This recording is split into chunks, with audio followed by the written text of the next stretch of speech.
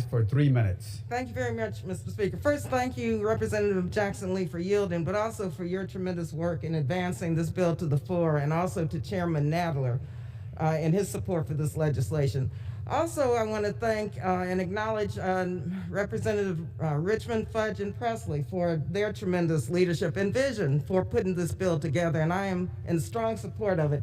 You know, this morning I thought about our beloved John Lewis and how he made good trouble all of his life. He was an original co-sponsor of this bill, and this bill is an example of how we make good trouble to end discrimination. This bill will prohibit, finally, discrimination based on an individual's style or texture of hair commonly associated with a race or national origin in the definition of racial discrimination. You know, Congresswoman Jackson Lee, it's really hard for me to believe that we had to introduce this bill in the 21st century. And so I just want to also thank our advocates who have worked so hard to bring this bill to the floor. As one who has worn her hair as I choose, including natural, I have had many unpleasant encounters with people who told me I did not look like a member of Congress because of my hair, over and over again.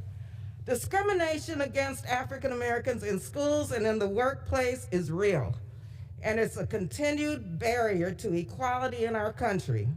Black men and women continue to face workplace stereotypes and are pressured to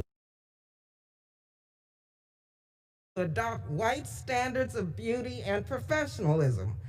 Our daughters are penalized in school for natural hairstyles deemed as messy and unruly in juxtaposition to the treatment of their white counterparts. That is a fact.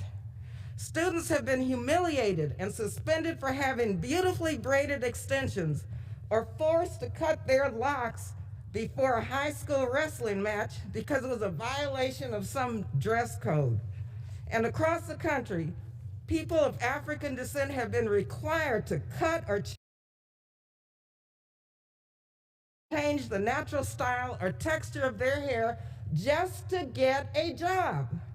Now, when I was in college in the day, I was told that I looked too militant and should change my hairstyle if I wanted to be successful in the workplace.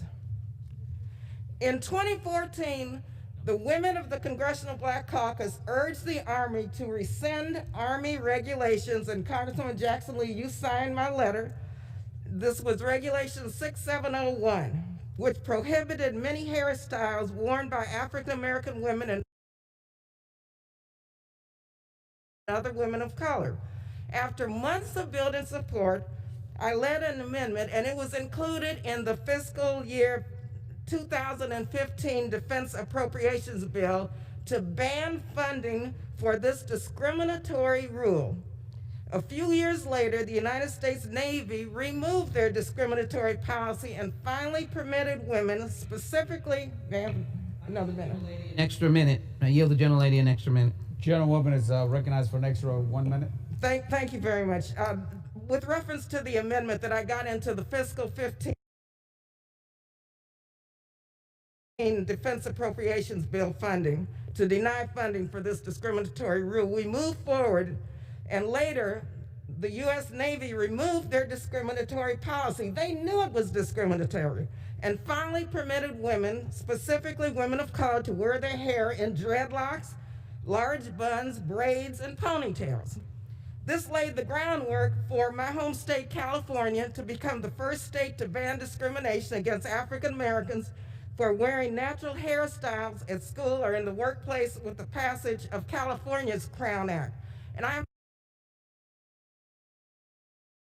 thankful and so proud of Senator Holly Mitchell for her bold leadership in getting this done. Now, we owe it to our children to take action in Congress to break down these barriers and make sure that they know that, yes, black is still beautiful.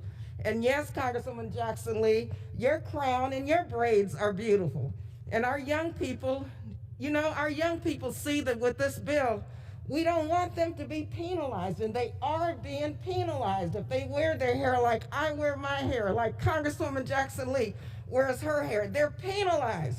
And we want them to be who they are. Chairwoman is recognized for 1 more minute.